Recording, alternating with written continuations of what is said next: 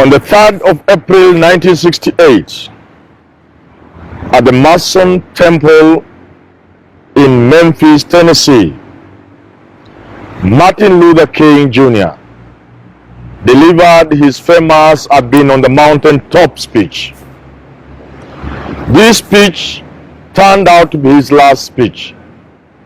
For on the following day, on the 4th of April 1968, the icon of the human rights movement in America was assassinated.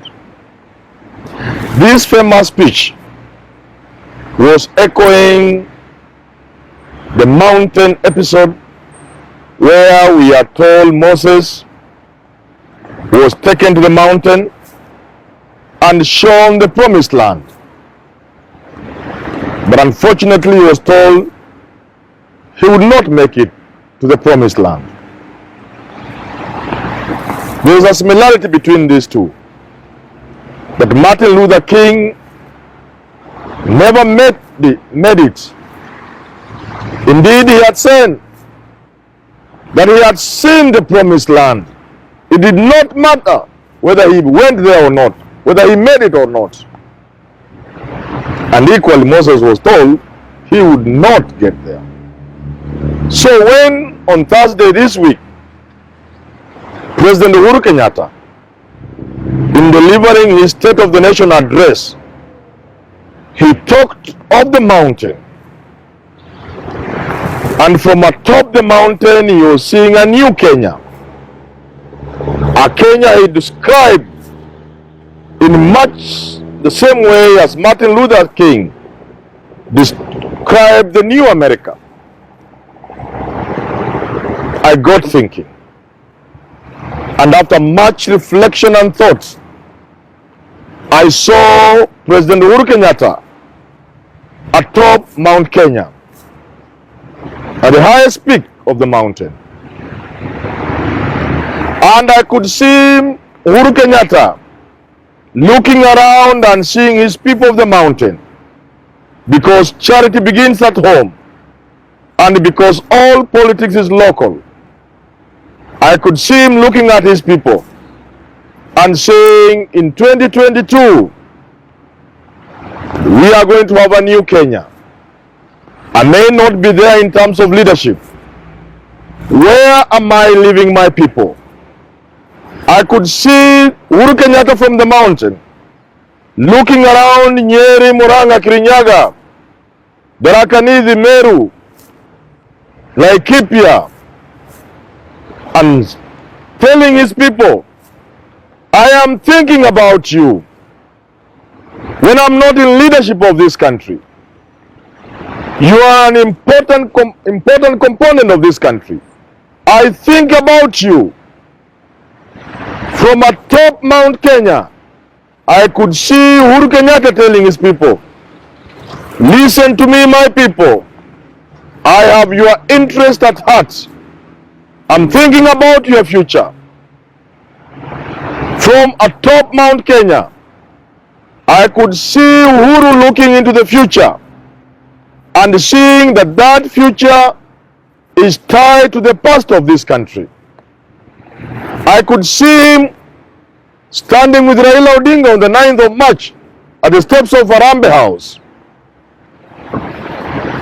And from there, he climbs again to Mount Kenya.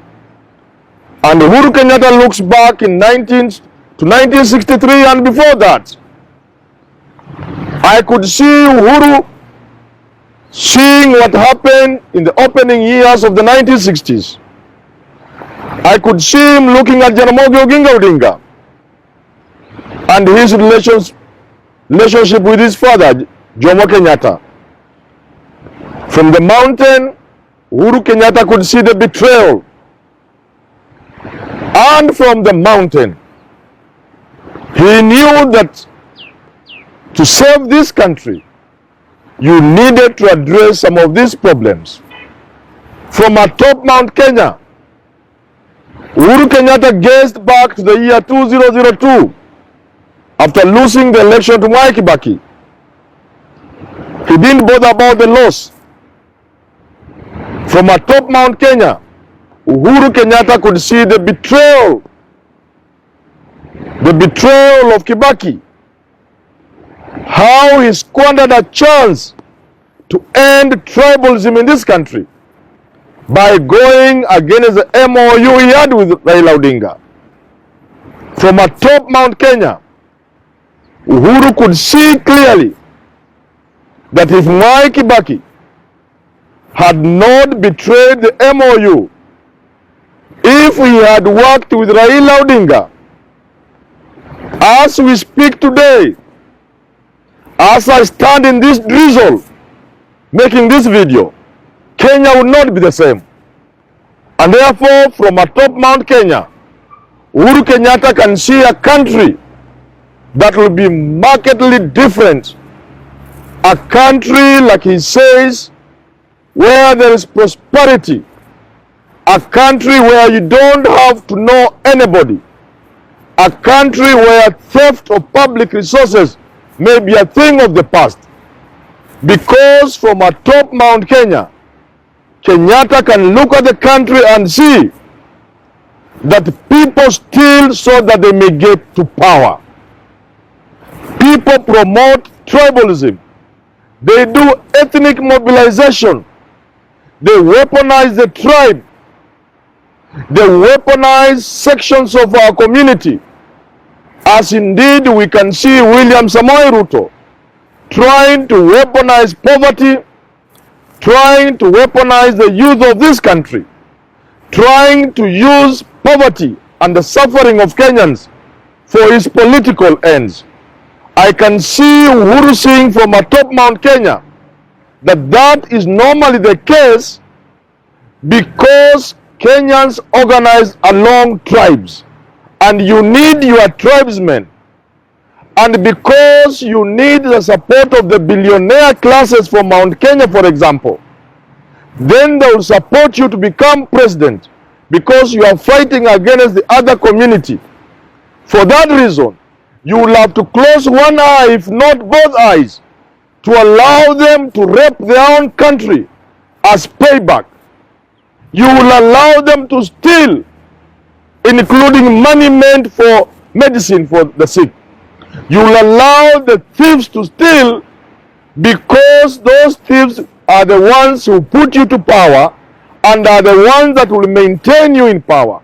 And therefore, from Mount Kenya, I can see Uhuru Kenyatta seeing clearly that if you end the history of betrayal, if you chart a new path of for this country, a new path where you don't have to mobilize along your tribe, where William Samoei Ruto will get votes from Mount Kenya, as Raila Odinga, who may be Uhuru's candidate, gets some votes from there, as Raila goes to Rift Valley and gets some votes from there with Gideon Moi. That is the kind of Kenya Uhuru is seeing from Mount Kenya. In that kind of situation, you do not have to mobilize using tribe, and you do not have to depend on tribe to go to power and sustain yourself in power. For that reason, if somebody were to steal, you will allow the agents of state, DPP, DCI, the judiciary, they will play full in terms of making this man or woman face the music, because you do not mobilize along tribe. You don't need tribe to get to power. You don't need tribe to remain in power. And therefore, if a tribesman steals, he will face the music. This is the sense of that speech. And for those who say the State of the Nation address was drab, was unstructured, did not inspire, did not even talk about the BBI, the State of the Nation address was about the future, was about the BBI more than we think. For Uhuru was saying that he can see Kenya that is being driven along the lines of BBI, a new Kenya, a Kenya where we will be different in terms of the way we do our things.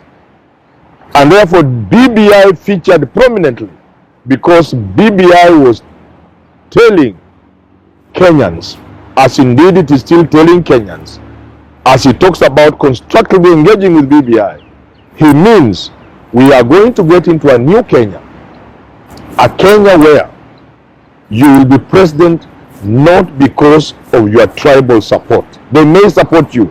You'll be a president for all Kenyans because all Kenyans will support you when you become president. And to become president, much as your tribe may support you, because of BBI, we are ushering in a new arrangement where all Kenyans, as much as politics is competitive, where all Kenyans will have one aim of moving their country in the direction of prosperity, and that they will do without reference to tribe, but by looking at the men and women who have the capacity to move this country to the next level. And I think that is the sense of BBI. That is the sense of Uhuru's State of the Nation address, in which he can see a new Kenya, in which from atop Mount Kenya, he will see Kenyans moving in a direction of not just peace and development, but of togetherness, of being a nation, which thing has been very elusive since independence.